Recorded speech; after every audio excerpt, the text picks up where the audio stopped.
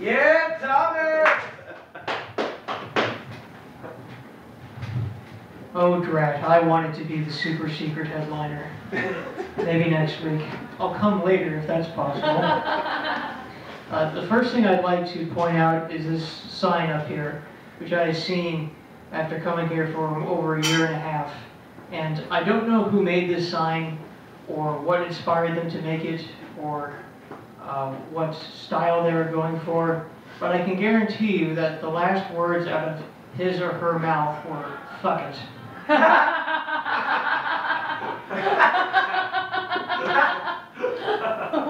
Moving on. I like that one. It had a nice slow burn as laughter goes. So. But I can only tell it here and once, so it's like a supernova of a joke. Just one time, gone forever. So Nancy Pelosi, who is I think she is the minority whip, I believe is her job title now, because the Democrats do not control the House anymore. And she said, and there's a bill trying to raise the pay of Congress, and she said that if this bill doesn't get passed, people are going to lose respect for Congress.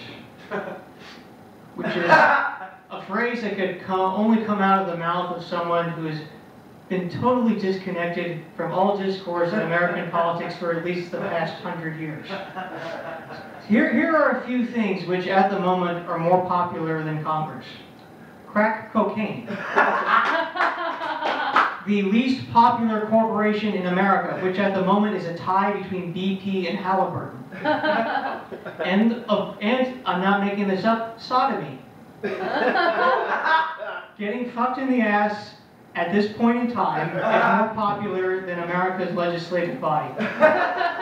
The aristocrats!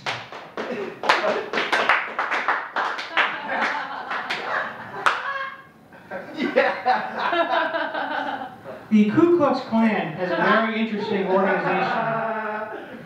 The lowest level of a Klan chapter is referred to as a majestic cyclops. The head of a state level chapter of the Ku Klux Klan is called a Grand Dragon.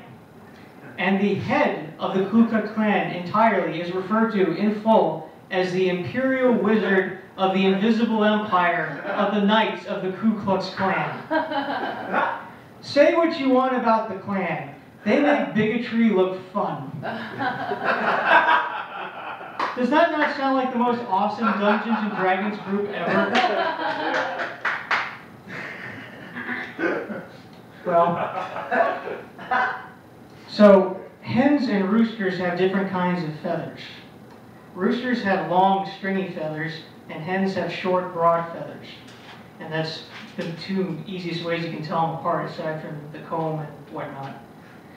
But sometimes a rooster is born with a hen's feathers. It doesn't get the normal stringy rooster feathers. And I want to collect these roosters because I think they're going to completely clean up at cockfights.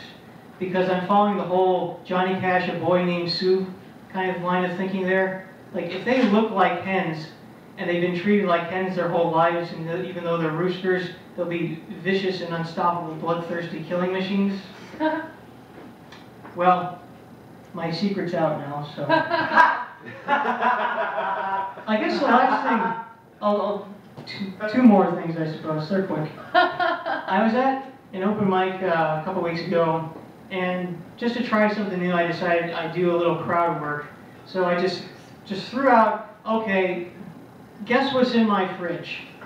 And someone immediately shouted out Slim Jims and V8 juice. They were half right.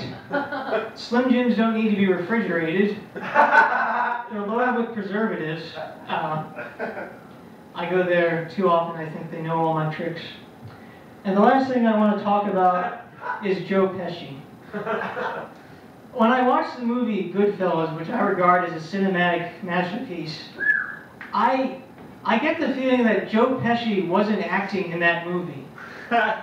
I think he is a ruthless hitman who just happened to be walking past the movie set and just muscled himself into the movie, and they wrote him in because he threatened to kill them if they didn't.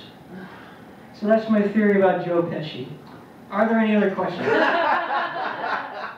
No, well, if not, I will close with these words of wisdom. Life is short, art is long, experience is treacherous, judgment is difficult. Good night.